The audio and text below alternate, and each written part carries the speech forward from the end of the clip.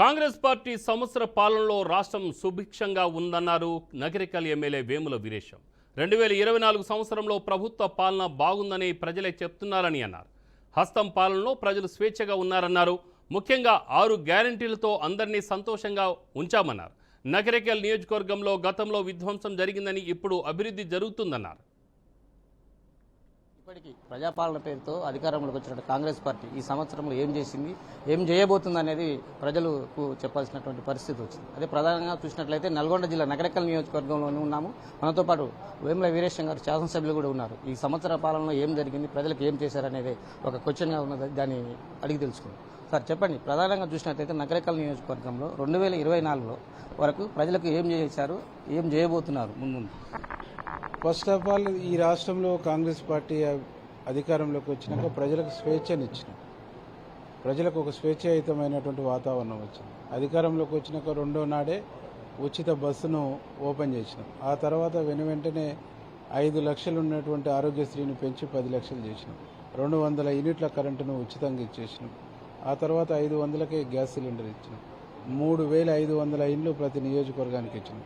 రైతులకు రుణమాఫీ చేసినాం. ఇట్లా అనేక అంశాలని వేగంగా వెంటనే పూర్తి చేస్తున్నటువంటిలో సక్సెస్ఫుల్గా ఏడాది పూర్తి చేసుకున్నాం. ప్రధానంగా చూసుకున్నట్లయితే గతంలో ఉన్నటువంటి నగరికల్ నియోజకవర్గ సమస్యలు ఈ సంవత్సర కాలంలో మీరు ఏం పూర్తి చేశారు?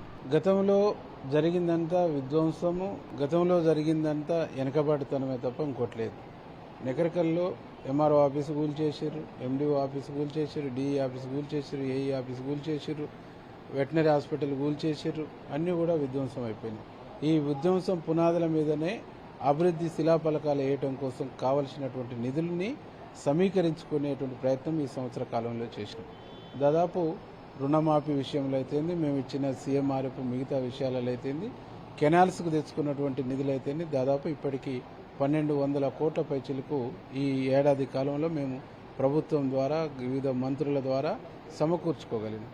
ఈ సమకూర్చుకున్నటువంటి నిధులతో ఆయా రంగాల్ని అభివృద్ధి పదంలో తీసుకుపోతూ భవిష్యత్తులో ఈ నియోజకవర్గ ప్రజలకు ఏం అవసరం ఉన్నాయో ఆ అవసరాలు తీర్చడానికి కావాల్సినటువంటి నిధులు, కావాల్సినటువంటి శాంక్షన్స్ తీసుకురాబోతున్నాం. ప్రధానంగా చూసినట్లయితే నగరికల్ నియోజకవర్గంలో బ్రాహ్మణ ప్రాజెక్టు ఎంత సాగు వస్తుంది? దీనికి సంబంధించిన మూసీకి సంబంధించినటువంటి రివర్లో ఉన్నటువంటి ఆయకట్టు ఎంత? బ్రాహ్మణ వెల్లంలో 1,00,000 ఎకరాలకు సాగునీళ్ళు ఇచ్చేటువంటి ప్రాజెక్టు. మా నియోజకవర్గానికి వచ్చేసి 61,000 ఎకరాలకు నీళ్లు రాబోతా ఉన్నాయి. మునుగోడుకు వచ్చి నియరెస్ట్ 10,000 ఎకరాలకు పైచులకు రాబోతుంది. నల్గొండకు వచ్చి 24,000 ఎకరాలకు పైచులకు వస్తుంది. అట్లాగే మళ్ళీ తుంగతుర్తి కాన్స్టిట్యున్సీ శాలిగౌరవ మండలానికి 5,000 ఎకరాలకు నీళ్లు రాబోతుంది. దీన్ని మేము త్వరగా వేగంగా పూర్తి చేసి ఫస్ట్ దఫా కింద ఒక 50,000 ఎకరాలకు నీళ్ళు ఇచ్చేటువంటి ఏర్పాటు చేయబోతా ఉన్నాం. ఆ తర్వాత మిగతా పనులు కూడా పూర్తి చేసి మరొక 50,000 ఎకరాలకు నీళ్ళు ఇచ్చేటువంటి ఏర్పాటు చేస్తున్నాం. ఇవాళ మూసీ ప్రాజెక్టు ద్వారా మా నియోజకవర్గంలో 80% సాగయ్యేది మూసీ ప్రాజెక్టుతో, ఎస్ఎల్బీసీతో వచ్చేది 20% మాత్రమే.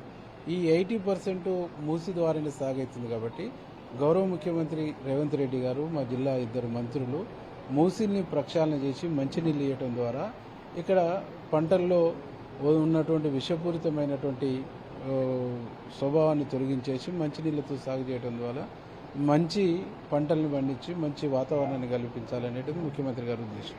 ప్రధానంగా చెప్పండి, స్థానిక ఎన్నికలు రాబోతున్నాయి. ప్రధానంగా పార్టీకి సంబంధించి నగరికల్ నియోజకవర్గంలో ఎట్లా ఉండబోతుంది, దీనికి సంబంధించి ప్రజలు ఏ విధంగా? అంటే మాకు కాంగ్రెస్ పార్టీ 90% మొన్న ఎమ్మెల్యే ఎన్నికలను చూసారు. మాకు మధ్యన, మా నాయకులకు మధ్యన పోటీ ఉంటుంది తప్ప పక్క పార్టీతో మాకు పోటీ ఉంటుంది. కాబట్టి మా వాళ్లను సర్ది చెప్పుకొని మాకు మధ్యనే ఉన్నటువంటి పోటీ నాయకత్వం అనేటువంటి చాలా ఎక్కువ నాయకత్వం ఉంది. ఒక్క ఊర్లో ఒక సర్పంచ్ పోటీకి 3-4 పోటీ పడేటువంటి అవకాశం ఉంది. కాబట్టి మాకు మధ్య పోటీ, కానీ ఇక్కడ ఇతరులతో పోటీ లేదు. కాబట్టి మా వాళ్ళని సమన్వయం చేసుకుంటూ ఒకరు సర్పంచ్ అడిగిండ్రు, ఇంకోటి అడిగారు, ఒకరికి ఎంపీటీసీ, ఒకరు సర్పంచ్, ఒకరు ఉప సర్పంచ్, ఈ టైప్ ఆఫ్ కోఆర్డినేషన్ చేసుకుంటూ మెజార్టీ గ్రామాలు ఇనానిమస్ అయితే అనేటువంటి నమ్మకం మాకుంది. ఇనానిమస్ అయితే వన్ సైడ్గానే ఉంటుంది, వారు మాకు పోటీ ఉండదు అనేటువంటి మాకు ఉన్నటువంటి అభిప్రాయం.